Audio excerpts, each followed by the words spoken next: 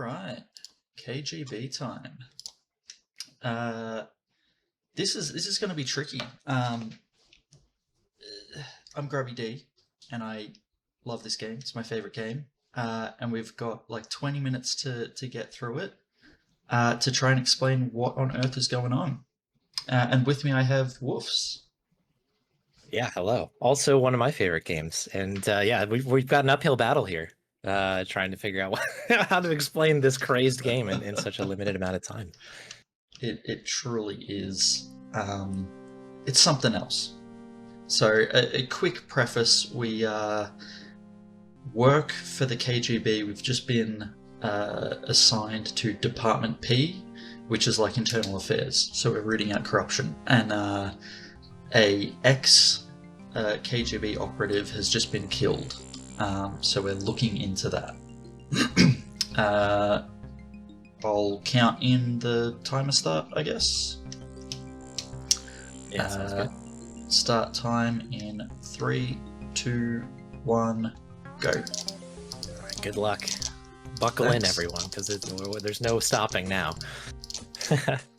So first up, we go to Uncle Vanya's to get some cash, which comes in handy later. And we're off to Golitsyn's office, which is the guy that died. So we basically just want to get some information here. And if we try to leave, the guy's sister rocks up. This bit always messes me up. Why have you come here?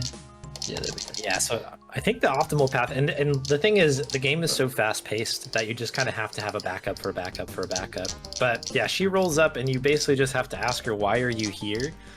And then be like, okay, you can go. And then she gives you this cassette tape, which is sort of the key item that we need out of this whole area here.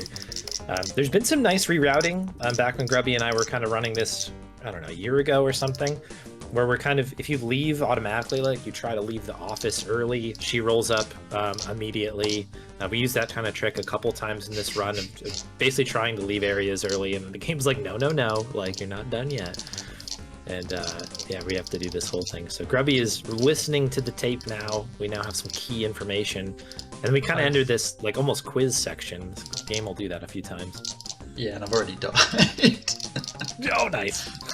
There you go. That's how quick this is. Here we go. Oh, there we go. Should I explain the death situation here? Yeah, go for it. Because this, yeah, I think this will come into play a little bit, and it's part of the fun and part of the run, really. This is a game from Cryo, which is a French developer who you might know maybe better from the Dune point-and-click adventure. There's a time element, there's tons of dialogues, there's tons of places to go, and there is death and failure around every single corner. If you know, the whole idea obviously is to do this big investigation into some conspiracy, which is the later version name of this game.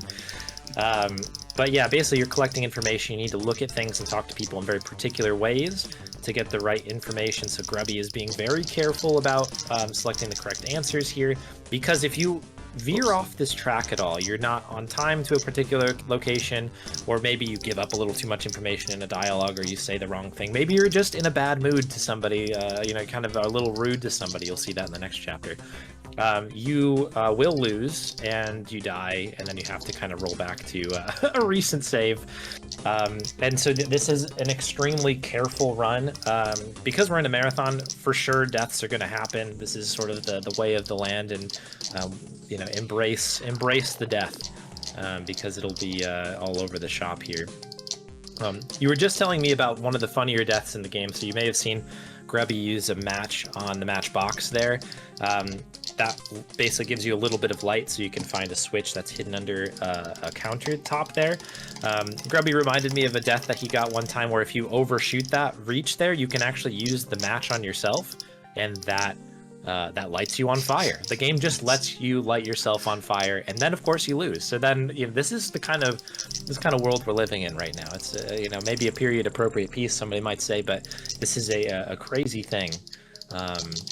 It's so brutal. It's just it's so brutal. Like, it's so good. Many of those dialogue options that I've thankfully hit just end game if you hit the wrong one. Like, we've actually stepped over so many end game possibilities. Oh, let her go. I nearly killed her. So we listen at the door to overhear the conversation. I've already destroyed the bug, so now he trusts us. And we do the thing we call reader, and then we have to say the right things. There we go. Otherwise, nice, well she doesn't let us out. Yeah, so that's my current de-rust of this game. This is kind of what I'm working on the side at the moment. That is the part where I die the most, because yeah, it's so funny because you're just kind of stuck in that room and you kind of need to break out. But the conversation, there's two different conversations with Rita there. That's the person who's just taking a nap, trust me, down there. And yeah, there's a lot of ways you can lose that. You either get stuck in there forever, or well, I guess you just get stuck in there forever. And in various different ways. There's different paths to death in that one. There certainly is. Alright, and this is tricky as well. There we go. We had to select all the correct ones there. It's a very satisfying bit, though, when you do it quick, right? Yeah. Kind of rip it up the bottom of that. Oh. Oh. So yeah, this game's kind of like done in, I mean, it is a classic adventure in that you're collecting items that are around the room, and then you're kind of doing, I don't know, dialogue, lots of dialogue trees, obviously. But there are a ton of crazy puzzles here. Grubby just skipped an absolutely unhinged puzzle where you need to look at like a tile inside the bathroom, and like you need to do a proper like cipher, like you have to decipher this massive puzzle thing. I mean, you might know more about this, but like it is an absolutely unhinged puzzle. It is insane. Yeah. In fact, even the game recognizes how hard it is and lets you just call your office a bunch of times and to get the answer, because it's just so stupidly hard. They just kind of knew, right? It's pretty wild, and thankfully for the speedrun, like the answer is obviously the same every time, and that's why you saw the lights go on and off a few times, because that's sort of what it's trying to tell you to do. But yeah, that is a wild thing. That what a treat to be able to skip that. So, oh yeah, we should talk about this. Grubby is playing the KGB version of this game. This game's called KGB, but later on they re-released this on CD-ROM and they renamed it Conspiracy. Includes Donald Sutherland and some FMV type situations, some video stuff. That was the version I was playing on for a while. I just hopped over to this one, and the reason being, this version has a few different improvements for the speedrun. It requires a lot less, I guess, information to be collected to progress. So we're about to see one of these advancements here. We're kind of in the warehouse section. So we have this code for inside the warehouse. We've already sort of bugged the warehouse, I believe.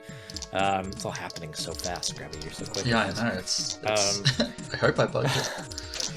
So yeah, he's thrown a bug in a desk in a different room, and in this version you just need to hide in these boxes. That's what we're doing right now, and we have this little recorder running, and we just need to capture the quick conversation that happens out of frame in that office, and then we can just leave like this. In the conspiracy version, we need to begin our recording much earlier. I think we end up with something like 15 recordings. You can see we only have 4 recordings, and we only have to listen to one of them. So kind of an amazing improvement on that. And all of this comes down to this section here. This is cutthroat. Did you get that? Oh, I got it. Okay, so this is riddled with death as well. A good segue into that. That section is one of those. It's basically quizzing you on what you know about the story right now. And so by doing good investigating, you can answer all of those questions. If you have any incorrect answers, that guy will just shoot you, and that's the end of your game right there, which is always fun. But now we. I don't know, just crazed gaming. Grubby navigating very well through that. Yeah, I'm actually amazed that worked.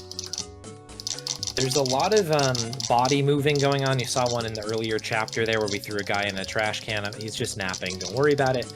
We've also put a guy into the closet back here. Also, just I don't know. Russia and this time very sleepy. Everybody very tired. We're gonna move him into this other room over here. And he's thirsty. We're gonna give him a drink. Gotta give 'em a Water, drink. I'm sure it's just water. It's clear, I think. So that's good. And then, yeah, these guys are thirsty too. We'll get them out of here. I love this little section here. This is like It's just kind such of a fun puzzle. this is some really super powered gaming occurring here. Like, trying, like, the goal right now is to try to dispose of that guy, and to do so, you have to just take the most insane path to move him out here. He's just a drunk. That's all. yeah, he's just a drunk, and he needs to go for a swim. So he's gonna go over there into the water for a swim, and there's a lifeguard, I'm sure, so they're fine. The other thing that's being utilized right now too, and this will happen especially in the next chapter, is we're hitting that hourglass button down at the bottom. That's waiting, so you can see the time flies by. I think it goes by in 30-minute blocks. Yeah, that's right. And yeah, like that's sort of, because Grubby's doing such a good job of moving through this game quickly, we're actually kind of ahead of schedule in terms of the time stuff, so there's going to be a lot of waiting to have people show up when they need to. This part, to me, I don't know if you agree, Grubby, is incredibly difficult, because all of these conversations have dead ends. Like, it's littered with dead ends. Once you get the money from her, which is that section there, I think you can pretty much rip through this one. But these are back-to-back, like, bad conversations. So that's Wallace, who's a CIA agent. They also got Greenberg, who's another CIA agent. This is like a spy thriller, for those that didn't pick up on it already. But yeah, there's plenty of dead ends here. If you say anything incorrect to Greenberg, he just gets up and leaves, and then you just have kind of a dead man walking type situation. So it's this is wrought with again, every conversation in this particular section is, you just have to do it correctly. You're doing great. Yeah, there we go. Same with Nice. I always stuff up with the dialogue tree with her, because you have to make sure you give her the money every time, and if you say, no, I'll give it to you later, it's like, that's it. No, you've insulted her. She's just like, I'm out of here. Yeah, exactly. If you take the wrong tone with some people, even though it's the right thing to say, they're like, actually, I will never speak to you ever again, and then that's just the end of your game. But well executed here. We've got a couple optimizations in this section here. So this guy pops in. We're just trying to take a nap ourselves. We've seen so many people sleeping that we tried to take a nap. And so we're going to make this guy take a nap quick. But we're going to wake him up. This is proving to you that everyone has just been sleeping this whole time. Not that. I don't care about that. Yeah, the videos there. Nice. Yeah, this section's crazy tough. If you just leave the door here as well, Zvinkov will just show up automatically. Oh, that's right. I forget that's actually. I'd forgotten about that. Yeah. Anyway, who cares about that one? And we can go. Oops. Went to the wrong place. The Dogo Park. And we just wait here. I knocked my microphone cable out, so we're back now. Like, whoa! So yeah, we just have to wait here till 12 o'clock to meet. There's actually a whole section there where you have to solve another puzzle. And I think you found out, Wolfs, that you could just leave and the game doesn't penalize you for it. Yeah.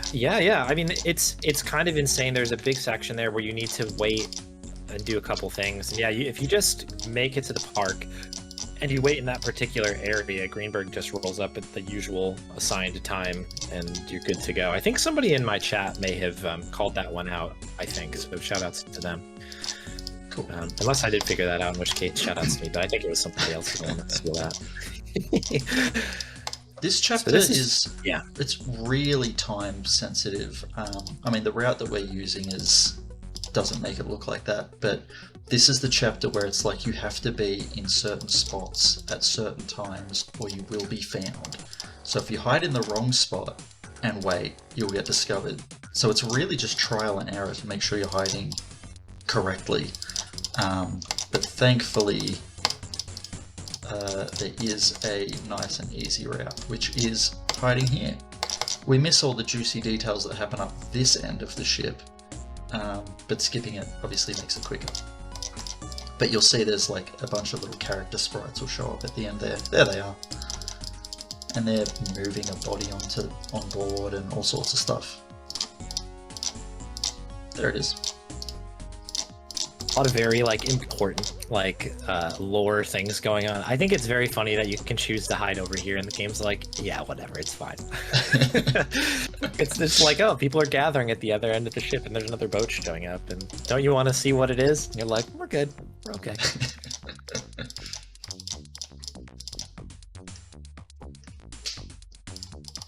But yeah, this is like the chapter of waiting, I feel like, right? Yeah, and every now and then a dialogue pops up, which stops your timer, so you have to hit it again. There we go. And now we're in the last chapter. Yeah.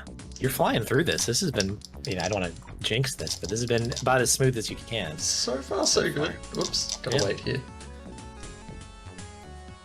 This is another one where it's just like, how would I know to come here and wait? Like, why would I know to do that? Right? Like, oh, this car just randomly shows up quarter after. There's nothing in the game that tells you that someone's going to be leaving. Like, it's just... figure it out. This is another one. These are just twos, I think, through this section. Shit. There we go. Did jinx it. Oh, my bad. There you go. That I deserve that. My bad. Sorry for doing that. That's alright. We can redo that. It's funny because you can insult the guards on the outer part, but when you go into the office, if you say anything rude, you just, you get killed.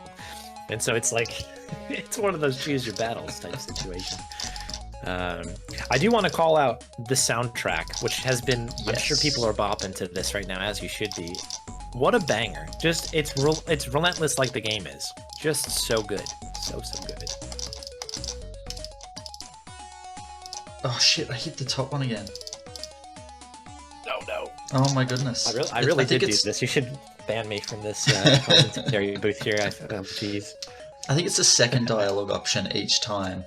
And if you hit the top one, you end up saying, no, I don't work with Igebikov. Yeah. So the thing, I guess, for people watching, I mean, trust me, I could explain the lore to you, and you're going to be like, "What?" But like, without giving away too much, you are kind of like pretending that you're not in on this. But yeah, the twos. If you just do the second answer for each of these, you should get access to the rest of it. But yeah, you're kind of playing coy a little bit, and you have to do that in this section as well, where you kind of know somebody's sort of a dirty agent, and you're trying to just get a little bit more information. And then you kind of, in this next section, we're going to reveal, like, I think literally the line is like, no, you idiot, like, I don't work for him, I'm working against him. And then the guy, like, runs out. You're about to see this right now where, yep, there he goes. He just dips out. This is sort of the Donald Sutherland bit there. So when you go in there, that's supposed to be your father, right? And that's how you get some hints. You can kind of talk to your dead father to give you some hints about it, but they replace him with Donald Sutherland in the conspiracy version. It's very very funny. You sent me a video of him doing like extra takes, I think, of that, where they were just kind of like behind the scenes, and it's well worth a watch. It has some like Orson Welles doing the wine commercial type vibe to it. I love that. It is quite funny. Alright, we're in the end game now. Yeah, so the hint that he gave us is Memory's Bible.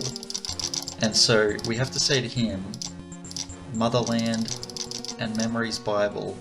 And just like, oh yeah, I've got a copy of Mein Kampf here. And the bookmark is to Progress of Mankind Street? No, it's the other one there. Great Patriotic War Street. Which leads us here. It's like, okay. Yeah, it is, again, like, the end of this game is just, it's absolutely crazy, and it's sort of one of those things that sounds so wild, but like at this point it's like, yeah, whatever. Ship it. It's good. It's about as plausible as everything else. It's so good. I love this game.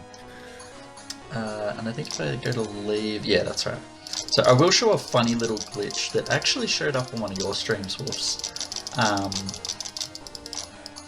And I went back and had a look at this, and it's just funny. It doesn't save any time, but the game expects you, if you're going to talk to Protopopov here, it expects you to do it well before this happens. So if I talk to him, the whole process happens again, and they get up and redo their lines. It's just everybody everybody wakes up from their naps and attacks again. So Wait, what? it doesn't save any time, but it's really quite funny. So we'll. That's an amazing. Oh, glitch there. I killed the wrong person. Vovlov. There we go. And Did it work? yeah, that's time. Sure. Did you see that wonky text box as well? That was like extra wide. I didn't notice that actually. Yeah, but yeah, it's well done on the run. Game. That's huge. Yeah, thanks. So that's the game. It's wild. I do just quickly want to show one funny little glitch that you can do in this game, which is in this area you can shoot the locks off the doors. Like it lets you do this, and then you can just enter people's apartments, which is really quite wild, and nobody says anything. So we can do it down here as well. And like there's this crazy guy. Like I don't think there's any way to get into many of these people's rooms in other ways. And this guy, his model is actually, like this character is modeled after the writer of the game. So that's kind of what he looks like in real life. But funnily enough, they didn't draw a room for him. So we just get stuck in here forever. A comfortable room indeed. Yeah, so funny little glitches, but that's the game. So, yeah, thanks for having me on. I love showcasing this game and talking about it ad nauseum, so it's been a great time. Yeah, thanks for having me, Grubby. This is an all-timer, I think. If you're into just absolutely wild video gaming, this is like a must-play, I think. You can get the conspiracy version online still, so yeah, it's well worth trying it out if you're ready to pull your hair out. But like the Donald Sutherland stuff is just chef's kiss. It's great. Yes, totally.